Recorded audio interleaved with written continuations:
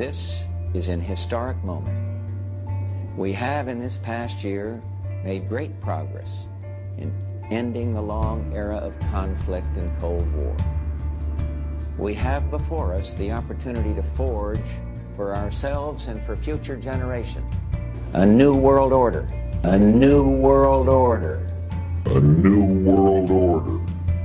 A world where the rule of law, not the law of the jungle, governs the conduct of nations.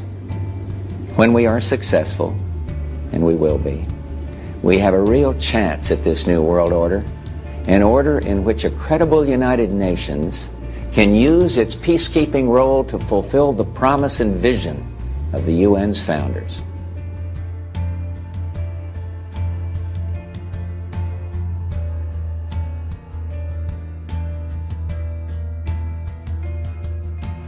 Until now, the world we've known has been a world divided, a world of barbed wire and concrete block, conflict, Cold War. Now we can see a new world coming into view, a world in which there is the very real prospect of a new world order.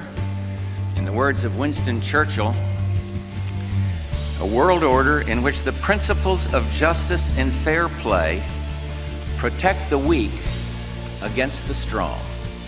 A world where the United Nations, freed from Cold War stalemate, is poised to fulfill the historic vision of its founders. A world in which freedom and respect for human rights find a home among all nations. The Gulf War put this new world to its first test. And my fellow Americans, we passed that test for the sake of our principles, for the sake of the Kuwaiti people. We stood our ground because the world would not look the other way. Ambassador El Saba, tonight, Kuwait is free. As our troops begin to come home, let us recognize that the hard work of freedom still calls us forward. We've learned the hard lessons of history. The victory over Iraq was not waged as a war to end all wars. Even the New World Order cannot guarantee an era of perpetual peace, but enduring peace must be our mission. Our success in the Gulf will shape not only the New World Order we seek, but our mission here at home. In the war just ended, there were clear-cut objectives, timetables, and above all, an overriding imperative to achieve results.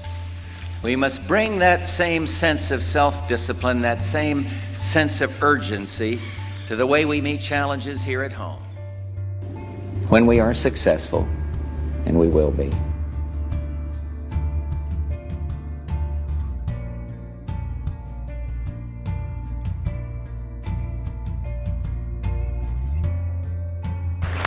and a warm reception for Barack Obama as he walks to the podium. His wife seated among the heads of state and dignitaries.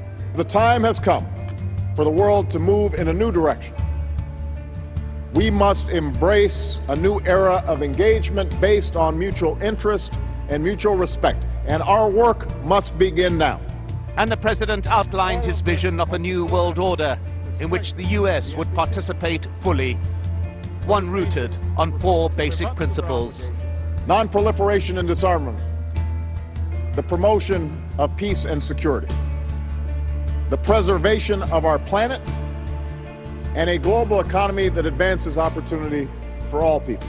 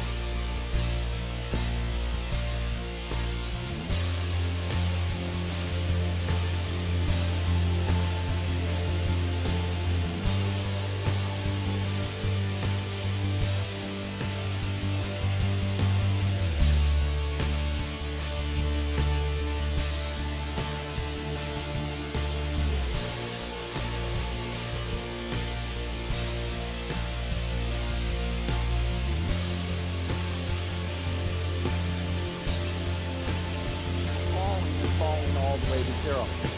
This equation has 4 factors, a little bit of multiplication. So you've got a thing on the left, CO2, that you want to get to 0. And that's going to be based on the number of people, the services each person's using on average, the energy on average for each service, and the CO2 being put out per unit of energy. So let's look at each one of these and see how we can get this down to 0. Probably one of these numbers is going to have to get pretty near to 0. That's back from high school algebra, but let's take a look. First, we've got population. The world today has 6.8 billion people. That's headed up to about 9 billion. Now, if we do a really great job on new vaccines, healthcare, reproductive health services, we could lower that by perhaps 10 or 15%. First, we've got population. The world today has 6.8 billion people. That's headed up to about 9 billion. Now, if we do a really great job on new vaccines, healthcare, reproductive health services, we could lower that by perhaps 10 or 15%. This is not about freedom or personal choice. The vaccine requirements in my plan will affect about 100 million Americans. If you break the rules, be prepared to pay. These governors won't help us beat the pandemic. I'll use my power as president to get them out of the way. We've been patient, but our patience is wearing thin. I understand your anger at those who haven't gotten vaccinated. We're going to protect vaccinated workers from unvaccinated co-workers. What more is there to wait for? Show some respect. What more do you need to see? And your refusal has cost all of us.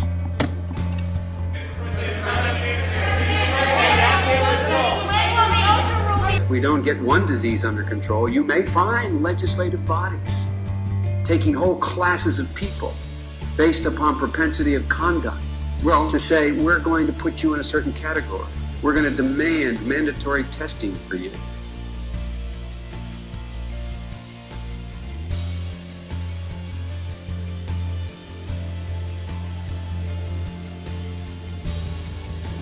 When we are successful, and we will be.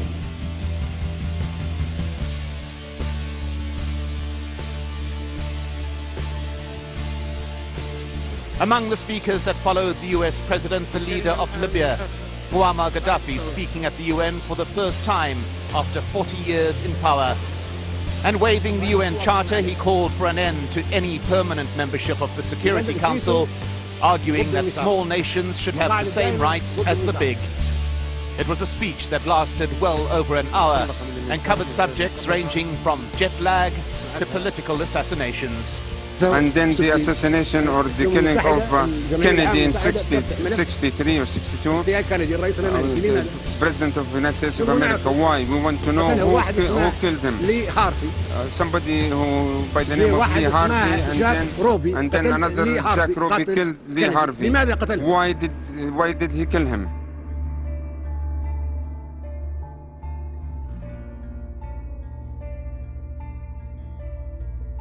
Our exposure sites still, will they be put back in place to be listed once we are reopening? Because they're not at the moment. We will be looking at what contact tracing looks like in the New World Order, in the New World Order, in the New World Order.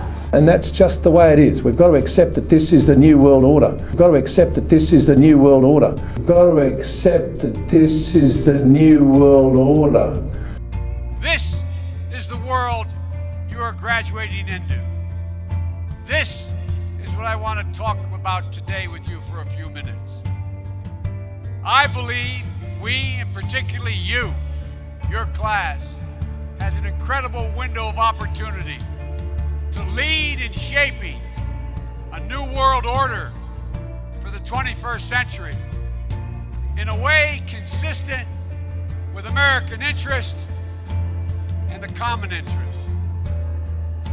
The affirmative task we have now is to actually create a new world order. When we are successful, and we will be. The affirmative task we have now is to actually create a new world order. Because the global order is changing again. And the institutions and the rules that worked so well in the post-World War II era for decades, they need to be strengthened, and some have to be changed. So we have to do what we do best. We have to lead. We have to lead. We have to update the global rules of the road. We have to do it in a way that maximizes benefits for everyone, because obviously it's overwhelmingly in our interest. This is not a zero-sum game. It's overwhelmingly in our interest that China prosper, that Mongolia prosper, that nations big and large, east and west. We have to level the playing field so that American companies and workers can compete in the world, that the competition is fair and it's healthy. Because the intention also is to reduce the number of people in this world. At the time when the New World Order was enunciated, the population of this world was only 3 billion. The intention was to... Prerogative works is there's got to be compliance with the executive branch, because otherwise it doesn't work. So you got to eliminate that compliance and you make it a mandate.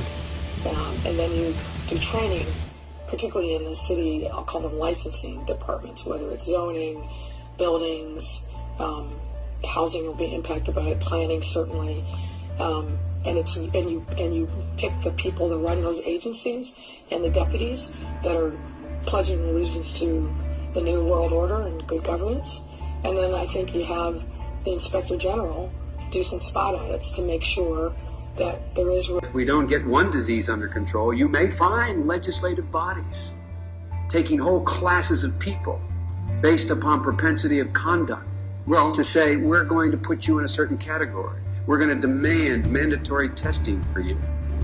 When we are successful, and we will be. Powerful leaders representing 90% of the global economy. Thursday's G20 summit, they say, has changed the rules of the game. A total of $5 trillion for the global economy by the end of next year, including $1 trillion for the International Monetary Fund.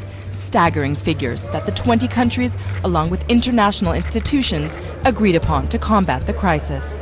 The G20 has laid out other measures, too, to firm up a financial system many say enabled the worst excesses of the past. These include an end to tax havens. Here at a moment of testing for Europe and the United States, and for the international order that we have worked for generations to build.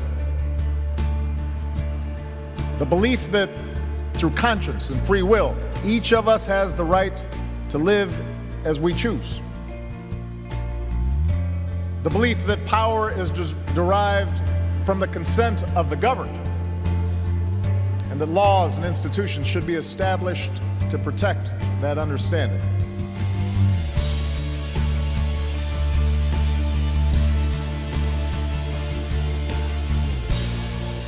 This alternative vision argues that ordinary men and women are too small-minded to govern, that order and progress can only come when individuals surrender their rights to an all-powerful sovereign, that order and progress can only come when individuals surrender their rights to an all-powerful sovereign, that order and progress can only come when individuals surrender their rights to an all-powerful sovereign.